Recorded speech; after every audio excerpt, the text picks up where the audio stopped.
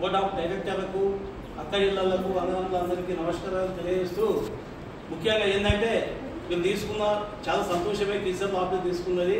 కాకపోతే కొంచెం లాంగ్ అవుతుందని చెప్పి, అంటే నాకు కొంచెం ఆలోచన, అంటే నా అభిప్రాయం చెప్తున్నా, కొంచెం లాంగ్ ఉంటుంది. ఎందుకంటే కనుక అప్పుడప్పుడు మీరు మీటింగ్లు పెట్టుకుంటాను. సో మన అప్పుడు మన ఇంకొక ఆఫీస్ ఉంది, అమీర్పేట అయితే మనకు అమీర్పేట పెట్టుకోండి, అక్కడ మన ఆఫీసే ఉంది. అక్కడ మీరు ఏం పెట్టుకోవచ్చు, నాకు ఇలా డబ్బులు ఇవ్వకుండా పర్వాలేదు. కాకపోతే మీకు అంటే కమ్యూనికేషన్ ఏంటంటే మనం ఇప్పుడు ఒక మెట్లు దిగుతాం, దిగితే వాళ్ళకైనా ఇబ్బంది కావాలి. అదే నా ఆలోచన అది. అంటే మీరు అదే ఏకీభవించిన అది అయిపోయింది. అంటే నా ఆలోచన ప్రకారం మీకు చెప్తున్నా. దాన్ని బట్టి ఎప్పుడైనా మన ఆఫీస్ అయినా వాడుకోవచ్చు. దానికి నాకు ఎలాంటి డబ్బులు ఇవ్వకుండా పర్వాలేదు. ఇవాళ స్టాక్ యాక్స్ మన ఆఫీస్లో అప్స్ కూడా అక్కడ పెట్టుకోవచ్చు. మంచిగా కీ మీకు ఇచ్చేస్తారు రూమ్లో, ఆ స్టాక్ కీ అక్కడ ఉండొచ్చు.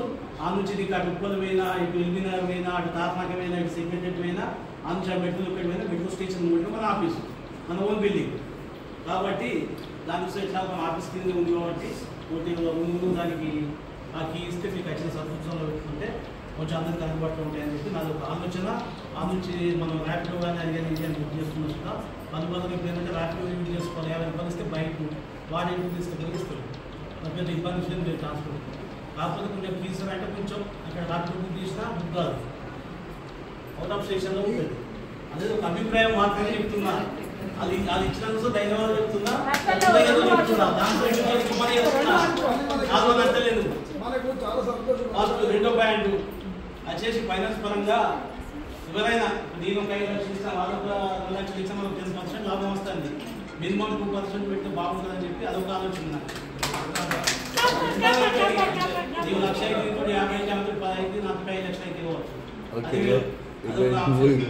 మూడు ఆప్షన్ వచ్చేసి ఈ విధంగా డెవలప్మెంట్ చేసుకుంటూ ఈ మధ్య కాలంలోనే మనకి కొన్ని పెట్రోల్ పంపులు కానీ సిఎన్జి పంపులు కానీ గవర్నమెంట్ మన సహకార సంస్థలకు సబ్సిడీలు ఇస్తుంది. ఒకవేళ మీకు నడిపే ఉద్దేశం లేకుండా మన సంస్థకు మనకు 10% 20% కమిషన్ తీసుకుని నా దగ్గర కొంతమంది ఉన్నారు ప్రతి జిల్లాలలో. దాన్ని మనం కాన్సెన్స్కి రాసిస్తాం. మన పుస్తకాలను తీసుకొని మన సహకార సంఘం మీద పంపు నడుస్తుంది. వాళ్ళు వచ్చిన లాభాల మీద 20 లక్షల లాభం వచ్చింది, 10% తీసుకుని నాకు 20,000 వస్తాయి. 25% అడుగుతాం. దాదాపు 1,25,000 మన బాధ సంస్థ చెప్పిండు, అన్న మన సంస్థకి ఏదైనా చెప్పు ఒకసారి మన పుట్టవనం చెప్పు చెప్తే మా దగ్గర వరంగల్ సైడ్ అట్టున్నారు, 10% నీకున్నారు, సిద్దిపేటలో ఉన్నారు, మనకు ల్యాండ్స్ ఉన్నాయి కొన్ని లీజుకు, ఆ లీజుతో మన 25 ఏళ్లకు చేద్దామని చెప్పి అనుకున్నాం. మన ఈ మధ్య కాలంలో సంపత్ అనేది ఒకటి చూసి 9,000లో సెకండ్ గేట్ ఉంది, 2 ఎకరాలు తీసుకున్నాం. స్ట్రీమ్ లీజు 25 ఏళ్లకు. హెచ్పి పంపు మనకు శాంక్షన్ అయింది. దాని లీజు ఎంత తెలుసు? 45,000. నాకు వచ్చే పార్టీ తెలుసు 2 లక్షలు. శ్రీ రాఘవేంద్ర హోటల్కు 1 లక్ష రూపాయలు పెట్టి ఇచ్చిన. సిఎన్జి పంపుకు ఒక 50,000 పెట్టాల్సింది. హెచ్పి పంపుకు ఒక 50,000 వాళ్ళేస్తుంది గవర్నమెంట్. అంటే 2 లక్షల రూపాయలు నాకు వస్తుంది. నెలకి ఎంత అవుతున్నాయి? 45,000. అలా సంపద 20% పెంచుకున్నాను. ఇప్పుడు నా ఇబ్బందులుగా వడ్డీ జరుగుతాను కదా. వాస్తవం కాదు, వాస్తవం అయితే కదా. అప్పుడు తిరుగుతూ పోతా దేశంలో తిరుగుతా ఉంటే అందరికీ అదే సత్వం ఉంది. తిరగడమే పని చేసి అదే ఇది ఒకటి ఉంది. ఇద్దరం కలిసి మేము వయసుగా పెట్రోల్ ప్రతి ఒక్కరు సిఎన్జి అట్లాంటి పంపులు మనకు స్టార్ట్ చేయాలి. అదేవిధంగా సోలార్ ప్రాజెక్ట్ వస్తుంది, కేంద్ర ప్రభుత్వం ఇచ్చింది. అది మొదటి వల్ల లాస్ట్ డేట్ అయింది. 3 కోట్ల వరకు ఒక 3.5 ఎకరాలు ఎక్కడ మన లీజ్ అగ్రిమెంట్ కానీ మన సొసైటీ పెరిగినా మన ఊరు పట్టాలు కానీ ఉంటే దానికి ఆ లీజు తీసుకుంటే అట్లా నేను ఏం చేసి 1 లక్ష రూపాయలు ఉంది. మనకు 1 లక్ష రూపాయలు కావాలి. నాకు ఆ ఊళ్ళో 15 ఎకరాలు పొలం ఉంటుంది.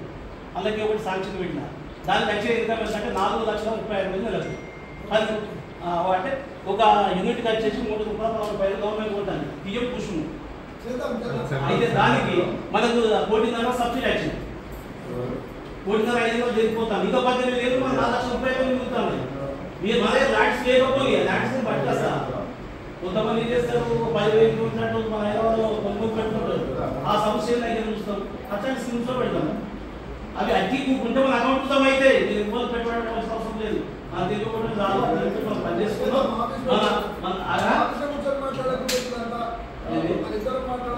సరే నేను కొన్ని చెప్పినా వీటికి గురి చేస్తున్నా.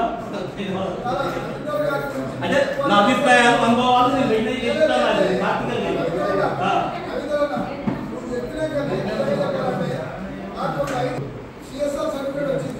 చూసా అది చెప్పి అన్నం చెప్పిన వాళ్ళకి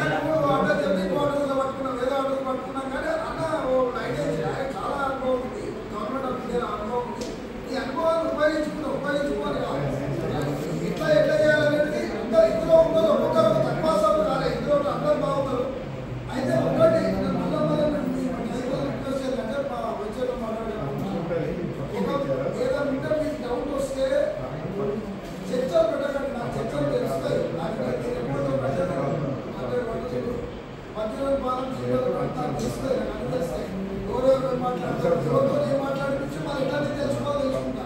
కానీ ఏంటంటే మీకు ఏ డౌట్ వచ్చినా డైరెక్ట్ నాకు ఫోన్ చేయండి. అలా అది అట్లా అవుతుంది, అవుతుందా అట్లా అవుతుందా అట్లా అవుతుందా అది నువ్వు పెట్టుబడి పెట్టిందే నీ కాకపోవడం ఏంటి, నీ నష్టమైనా నువ్వేం నష్టం కలగలమ్మా. ఈరోజు వచ్చిండ్రు ఏవో 6 నెలలకు ఒకసారి చుట్టాలు వాళ్ళకి వచ్చి ఒకరు పరిచయం మాట్లాడుకుంటున్నారు, ఇంకా వేసిన నేను మరో వదిలే కదా. దాన్ని మీరు చర్చలు పెట్టకండి. ఇలా ఉంటే డైరెక్ట్ మాట్లాడండి. నాకు ఏదైనా అవసరం ఉంటే నేను చెప్తాను.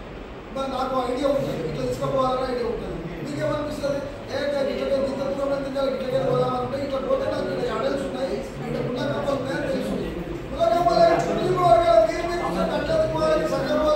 ఏం చేయాలి? నాకు కొన్ని అనుభవాలు ఉన్నాయి, నేను చాలా అనుభవంతో ఉన్నా.